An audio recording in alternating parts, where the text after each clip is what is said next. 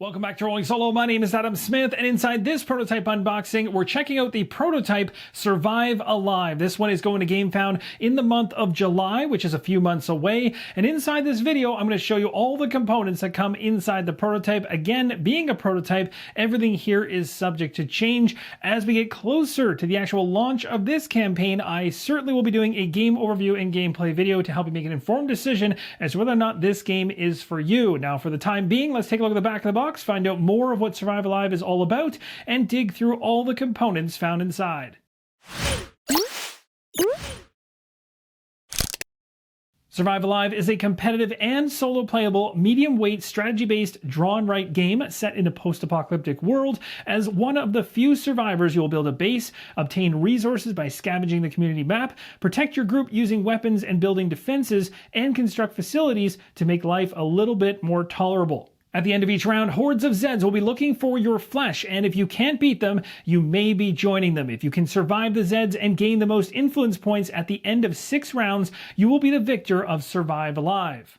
As we open up the prototype, we find the rulebook on the very top, and as we dig a little further in, we have a number of game components to go through. As we head into the rulebook, we have the setup here on the left-hand side of the page, running from steps A all the way to M. There's also bolded instructions specifically for solo mode. And we'll dive into this even more in the upcoming game overview and gameplay video. When the game is fully set up, it'll look something like this illustration on the right-hand side. At this point, you're starting to see the format and the layout of the rulebook itself. We have the card anatomy over here on the left, and we start getting into gameplay. You'll see things are sectioned off into different colored sections, which can help with keeping focus on specific gameplay elements and examples it provides. You can see an example right here through the center. The game includes a number of cubes representing different resources. We have wood, metal, brick, food, herbs, cloth, and wild ones. We now get into the facilities section of the book, which is going to break out all the different facilities that can be created. We have barricades, watchtowers, food gardens, herb gardens, beds, bathrooms, a number of different things you can build that all provide different benefits and will cost different resources in order to create. You're actually going to see those resources right on the tiles themselves in the form of cubes, letting you know exactly which ones you're supposed to use to build them.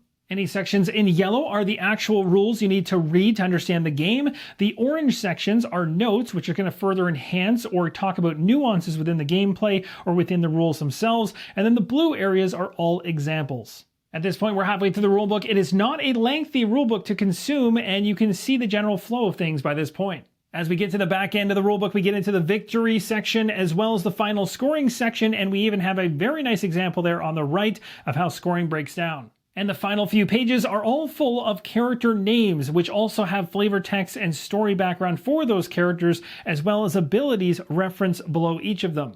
Inside the box, we also have 4 double-sided dry erase base sheets. And here's a look at the opposite side. Next, we have the double-sided dry erase community map, and on this side, it is daytime. On the opposite side, that same map is now shrouded in darkness. There's also 4 player screens inside the box, and flipping them over, there's also instructions to keep you on track as you play through the game. And as the game is a draw and write game, of course, with dry erase boards, there are dry erase markers. Here's a look at the final components inside the box. We have a number of small ones and some larger ones, like the drawstring bag. We have a deck of cards to go through, as well as a first player token. We have some wound tokens there in the center, and these, of course, as we learned earlier in the video, all represent different resources in the game, and there are a whole bunch of those wooden cubes.